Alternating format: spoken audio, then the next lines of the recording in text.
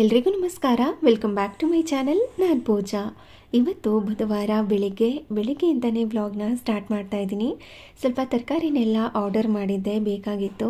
ಅದೆಲ್ಲವೂ ಕೂಡ ಬಂದಿತ್ತು. ಕರೆಕ್ಟಾಗಿ ಇದೆಯಾ ಇಲ್ವಾ ಅಂತ ಚೆಕ್ ಮಾಡ್ಕೋತಾ ಇದ್ದೆ. ನಾರ್ಮಲ್ ಆಗಿ ನಾನೇ ಕೆಳಗಡೆ ಹೋಗಿ ಇಸ್ಕೋತೀನಿ. ಸಮ್ಟೈಮ್ಸ್ ಕಾಲ್ ಏನಾದ್ರೂ ಕನೆಕ್ಟ್ ಆಗಿಲ್ಲ ಅಂತಂದರೆ ಅವರೇ ಮೇಲ್ಗಡೆ ಬರ್ತಾರೆ. ಮೇಲ್ಗಡೆ ಬಂದು ಕೊಡೋವಾಗ ಸ್ವಲ್ಪ ರಂಗೋಲಿ ಎಲ್ಲ ಹಾಕಿದ್ದೆ ಅಲ್ವಾ ಬೆಳಗ್ಗೆನೆ, ಅದನ್ನೆಲ್ಲ ತುಳಿದ್ಬಿಟ್ಟಿದ್ರು. ಮತ್ತೆ ಮನೆ ಮುಂದೆ ತುಳಿದಿರುವಂಥ ರಂಗೋಲಿ ಅಂದರೆ ಕೆಟ್ಟೋಗಿರುವಂಥ ರಂಗೋಲಿ ಚೆನ್ನಾಗಿ ಕಾಣಿಸಲ್ಲ ಅಲ್ವಾ. ಮತ್ತೆ ಇನ್ನೊಂದು ಸಾರಿ ಬಾಗಿಲನ್ನ ತೊಳೆದು ರಂಗೋಲಿನ ಹಾಕ್ತಾ ಇದ್ದೀನಿ.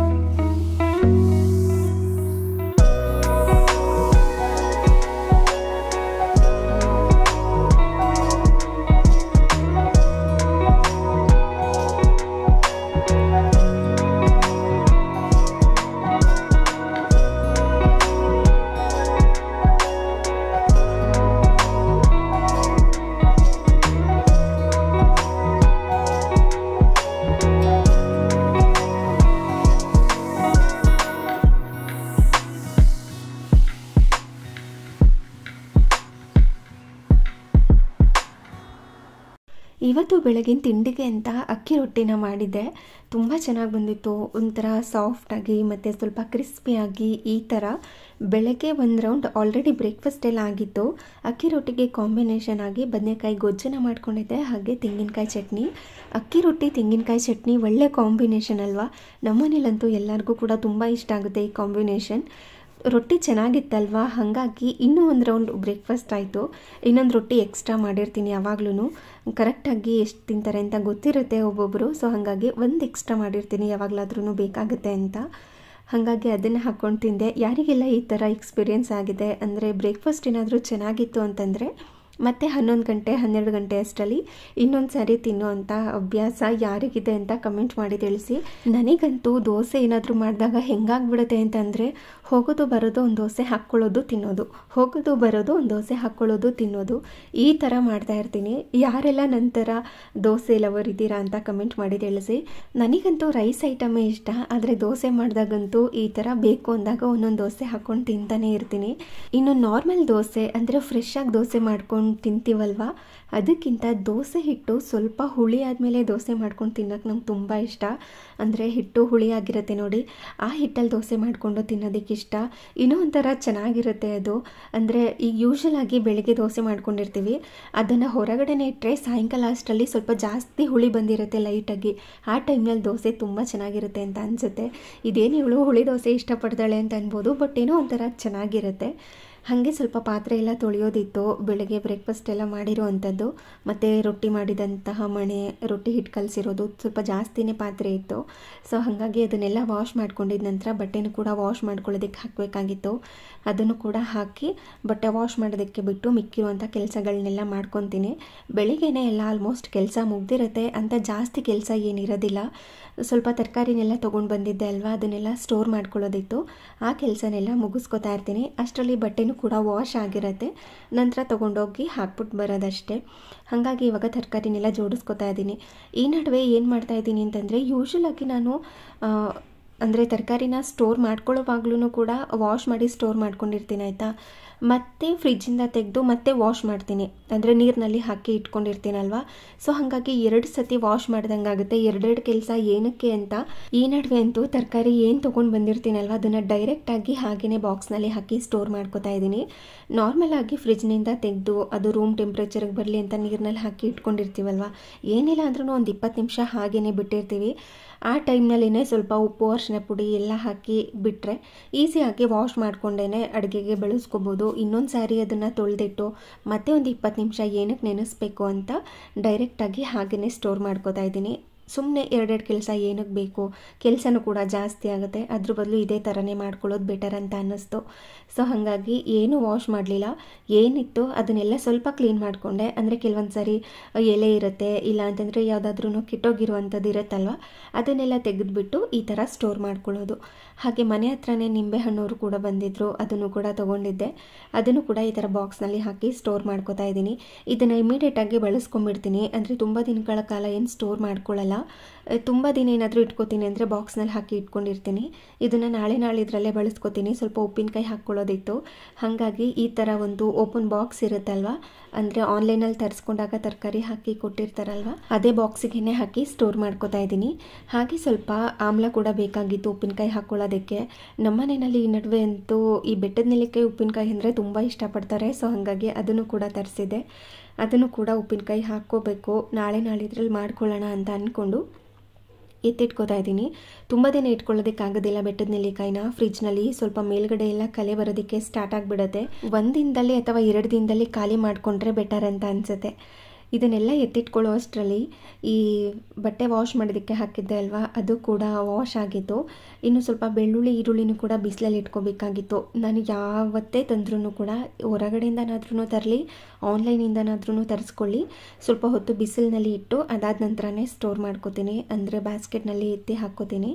ಇನ್ನು ಬಟ್ಟೆನೂ ಕೂಡ ಎತ್ತಿಟ್ಕೊಳ್ಳೋದಿತ್ತಲ್ವ, ಈ ಸೀರೆಗಳು ಏನಿರುತ್ತೆ ಅಲ್ವಾ ಅದನ್ನು ಡೈರೆಕ್ಟಾಗಿ ತೊಗೊಂಡೋಗಿ ಹಾಕಲ್ಲ, ನೀಟಾಗಿ ಇಲ್ಲೇ ಮಡ್ಚ್ಕೊಂಡ್ಬಿಟ್ಟಿರ್ತೀನಿ. ಆಲ್ರೆಡಿ ಒಂದು 50% ಅಷ್ಟು ಡ್ರೈ ಆಗಿರುತ್ತೆ ವಾಷಿಂಗ್ ಮಿಷಿನಲ್ಲಿ.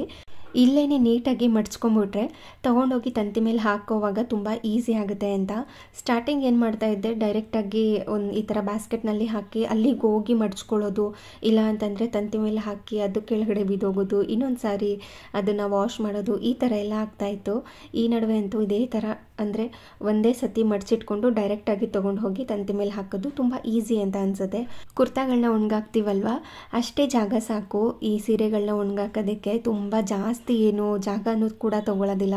ಇನ್ನು ಈ ಥರ ಒಣಗಾಕಿದ್ರೆ ಒಣಗಲ್ಲ ಅಂತ ಏನೂ ಇಲ್ಲ, ಏಕೆಂದರೆ ಸೀರೆಗಳು ತೆಳುನೇ ಇರುತ್ತಲ್ವ. ಸೊ ಹಾಗಾಗಿ ಬೇಗನೆ ಒಣಗೋಗ್ಬಿಡುತ್ತೆ. ಇವಾಗ ಬಟ್ಟೆನೂ ಕೂಡ ಒಣಗಾಕಿದ ನಂತರ ಬೇಗನೆ ಅಡುಗೆನೂ ಕೂಡ ಸ್ಟಾರ್ಟ್ ಮಾಡ್ಕೋತಾ ಇದ್ದೀನಿ. ಇವತ್ತಿನ ಲಂಚ್ಗೆ ಚಪಾತಿ ಮಾಡಿ ದಹಿ ಬೆಂಡಿ ಮಾಡೋಣ ಅಂತ. ತುಂಬ ಚೆನ್ನಾಗಿರುತ್ತೆ, ಸಿಂಪಲ್ಲಾಗಿ ಮಾಡ್ಕೋಬೋದು. ಯಾವುದೇ ಥರ ಮಸಾಲೆನ ರುಬ್ಬದೇನೆ ಮಾಡ್ಕೋತಾ ಇರುವಂಥ ದಹಿ ಬೆಂಡಿ ಇದು. ಇಲ್ಲಿ ಅರ್ಧ kg ಅಷ್ಟು ಬೆಂಡೆಕಾಯಿ ಇತ್ತು, ಅದನ್ನು ನೀಟಾಗಿ ವಾಶ್ ಮಾಡ್ಕೊಳ್ಳೋದಕ್ಕೆ ಮೊದಲೇ ಇಟ್ಕೊಂಡಿದ್ದೆ. ಅಂದರೆ ಸ್ವಲ್ಪ ಉಪ್ಪು, ಅರಿಶಿನ ಪುಡಿನೆಲ್ಲ ಹಾಕಿ ಮೊದಲಿಗೆ ಪ್ಲೇನ್ ವಾಟರಲ್ಲಿ ವಾಶ್ ಮಾಡಿಕೊಂಡು ನಂತರ ಅದನ್ನು ನೆನೆಸಿಟ್ಕೊಂಡು ಮತ್ತೆ ಅದನ್ನು ವಾಶ್ ಮಾಡ್ಕೊಳ್ಳೋದು. ಆಲ್ರೆಡಿ ವಾಶ್ ಮಾಡೋದು ತೋರಿಸಿದೆ ಅಲ್ವಾ, ಹಾಗಾಗಿ ಇವತ್ತಿನ ವಿಡಿಯೋದಲ್ಲಿ ಏನೂ ತೋರಿಸ್ತಾ ಇಲ್ಲ. ಬೆಂಡೆಕಾಯಿನ ವಾಶ್ ಮಾಡ್ಕೊಂಡಿದ್ದ ನಂತರ ಬಟ್ಟೆಯಿಂದ ಚೆನ್ನಾಗಿ ಹಿಟ್ಟನ್ನ ಒರೆಸ್ಕೋತೀನಿ. ಒರೆಸಿದ ನಂತರ ಮತ್ತೆ ಇದನ್ನು ಸ್ವಲ್ಪ ಹೊತ್ತು ಬಿಸಿಲಿನಲ್ಲಿ ಇಟ್ಬಿಡ್ತೀನಿ, ಅಂದರೆ ಬೇಗನೆ ಡ್ರೈ ಆಗಿಬಿಡುತ್ತೆ ಅಂತ. ನೀರಿನ ಅಂಶ ಇಲ್ಲದಿರೋ ಥರ ನೋಡಿಕೊಂಡ್ರೆ ತುಂಬ ಚೆನ್ನಾಗಿ ಬೆಂಡೆಕಾಯಿ ಫ್ರೈ ಮಾಡ್ಕೋಬೋದು. ಲೋಳೆ ಥರ ಏನೂ ಬರೋದಿಲ್ಲ. ನಿಮಗೆಲ್ಲರಿಗೂ ಗೊತ್ತೇ ಇರೋದೆ, ನಾನು ಬೆಂಡೆಕಾಯಿ ರೆಸಿಪಿ ಮಾಡಿದಾಗೆಲ್ಲ ಹೇಳ್ತಾನೆ ಇರ್ತೀನಿ. ನೋಡಿ, ಒಂದು ಸ್ವಲ್ಪನೂ ಕೂಡ ತೇವಾಂಶ ಇಲ್ಲ, ಆದ್ರೂ ಕೂಡ ಕಟ್ ಮಾಡ್ಕೊಳ್ಳೋವಾಗ ಸ್ವಲ್ಪ ಲೋಳೆ ಬರುತ್ತೆ. ಬರಬಾರ್ದು ಅನ್ನೋ ಕಾರಣಕ್ಕೆ ಸ್ವಲ್ಪ ಹೊತ್ತು ಬಿಸಿಲಿನಲ್ಲಿ ಇಡ್ತೀನಿ ಅಷ್ಟೇ. ಅದು ಸ್ವಲ್ಪ ಕಾಯ್ತಾ ಇರಲಿ, ಅಂದರೆ ಡ್ರೈ ಆಗ್ತಾ ಇರಲಿ. ಅಷ್ಟರಲ್ಲಿ ಈರುಳ್ಳಿ, ಟೊಮ್ಯಾಟೊನೆಲ್ಲ ಕಟ್ ಮಾಡ್ಕೊಳ್ಳೋದು. 2 ದೊಡ್ಡ ಸೈಜಲ್ಲಿ ಇರುವಂಥ ಈರುಳ್ಳಿನ ತೊಗೊಂಡಿದ್ದೀನಿ. ಹಾಗೆ ಮೀಡಿಯಮ್ ಸೈಜಲ್ಲಿ ಇರುವಂಥ 3 ಟೊಮ್ಯಾಟೊ, ಹಣ್ಣಾಗಿರಬೇಕು, ಚೆನ್ನಾಗಿರುತ್ತೆ ಆವಾಗ ಟೇಸ್ಟು. ಹಾಗೆ ಇವಾಗ ಈರುಳ್ಳಿನೂ ಸಹ ಸಣ್ಣದಾಗಿ ಕಟ್ ಮಾಡ್ಕೋಬೇಕು, ಟೊಮ್ಯಾಟೊನೂ ಕೂಡ ತುಂಬ ಸಣ್ಣದಾಗಿ ಕಟ್ ಮಾಡ್ಕೋಬೇಕು.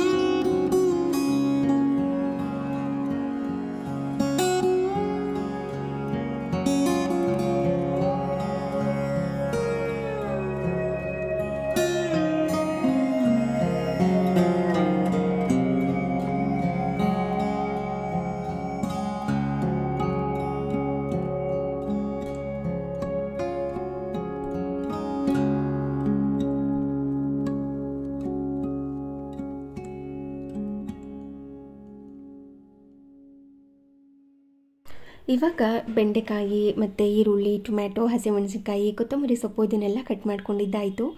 ನಂತರ ಒಂದು ಬಾಣಲಿಗೆ ಎಣ್ಣೆನ ಹಾಕಿ ಅದು ಕಾದಾದ ನಂತರ ಕಟ್ ಮಾಡಿ ಇಟ್ಕೊಂಡಿರುವಂಥ ಬೆಂಡೆಕಾಯಿನ ಹಾಕಿ ಚೆನ್ನಾಗಿ ಇದನ್ನು ಮಿಕ್ಸ್ ಮಾಡಿಕೊಂಡು ಒಂದೆರಡು ನಿಮಿಷ ಫ್ರೈ ಮಾಡ್ಕೋಬೇಕು.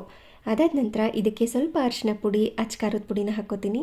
ಹಾಗೆ 1 ಸ್ಪೂನಷ್ಟು ಕಡಲೆ ಹಿಟ್ಟನ್ನು ಕೂಡ ಸೇರಿಸ್ಕೋತೀನಿ. ಸೇರಿಸ್ಕೊಂಡಿದ ನಂತರ ಇದನ್ನು ಸ್ವಲ್ಪ ಕಪ್ಪಗಾಗೋ ತನಕ, ಬೆಂಡೆಕಾಯಿ ಎಲ್ಲ ಸಾಫ್ಟ್ ಆಗಬೇಕು, ಬೆಂದಿರಬೇಕು, ಅಲ್ಲಿ ತನಕ ಇದನ್ನು ಇದೇ ಥರ ಮಿಕ್ಸ್ ಮಾಡಿಕೊಂಡು ಫ್ರೈ ಮಾಡ್ಕೋತಾನೆ ಇರಬೇಕು. ಬೇಕು ಅಂದರೆ ಇನ್ನೊಂದು ಸ್ವಲ್ಪ ಎಣ್ಣೆನ ಹಾಕ್ಕೋಬೋದು, ಇಲ್ಲಾಂದರೆ ಇಷ್ಟೇ ಎಣ್ಣೆನೇ ಸಾಕಾಗುತ್ತೆ. ನನಗೊಂದು ಟ್ರಿಕ್ಸ್ ಗೊತ್ತಾಗಿದೆ. ನಾನು ಸ್ಟಾರ್ಟಿಂಗ್ ಹೇಳ್ತಾ ಇದ್ದೆ ಬೆಂಡೆಕಾಯಿ ಫ್ರೈ ಮಾಡ್ಕೊಳ್ಳುವಾಗ ಉಪ್ಪನ್ನ ಹಾಕ್ಕೊಂಡು ಫ್ರೈ ಮಾಡ್ಕೊಳ್ಳಿ ಅಂತ. ಬಟ್ ಈ ನಡುವೆ ಯಾವುದೇ ಥರ ತೇವಾಂಶ ಬಿಟ್ಕೊಳ್ಳುವಂತಹ ಪದಾರ್ಥಗಳನ್ನ ಹಾಕ್ಕೋಬಾರ್ದು ಅಂತ ತಿಳ್ಕೊಂಡಿದ್ದೀನಿ. ಯಾಕೆ ಅಂತಂದರೆ ನಾವು ಯಾವಾಗ ಉಪ್ಪನ್ನು ಹಾಕ್ಕೋತೀವಿ ಅದರಲ್ಲಿ ತೇವಾಂಶ ಬಿಟ್ಕೊಳ್ಳುತ್ತೆ, ಆವಾಗಲೇ ಲೋಳೆ ಬರೋದಕ್ಕೆ ಸ್ಟಾರ್ಟ್ ಆಗುತ್ತೆ. ಇನ್ನು ಸ್ವಲ್ಪ ಮೊಸರು, ಅದರಲ್ಲೂ ಕೂಡ ತೇವಾಂಶ ಇರುತ್ತೆ, ಆವಾಗಲೂ ಕೂಡ ಲೋಳೆ ಬರೋದಕ್ಕೆ ಸ್ಟಾರ್ಟ್ ಆಗುತ್ತೆ.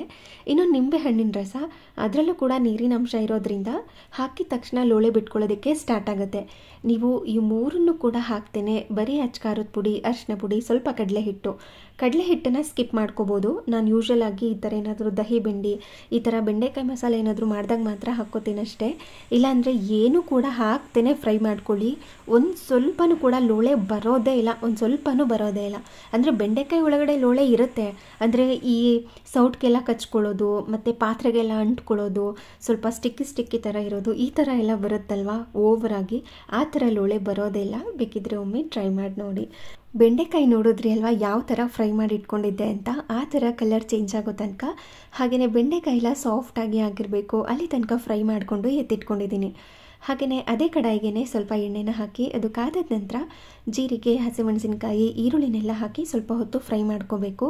ತುಂಬ ಜನ ಕೇಳ್ತಾನೆ ಇರ್ತೀರಾ, ನೀವು ಸ್ಟೀಲ್ ಪಾತ್ರೆನಲ್ಲಿ ಅಡುಗೆ ಮಾಡ್ತೀರಾ ಅಲ್ವಾ, ತಳ ಎಲ್ಲ ಹಿಡಿಯಲ್ವಾ ಅಂತ. ನೀವು ನೋಡ್ತಾ ಇರ್ಬೋದು ಎಲ್ಲೂ ಕೂಡ ತಳ ಹಿಡ್ದಿಲ್ಲ, ಹಾಗೆ ಸೀದೋಗಿಲ್ಲ.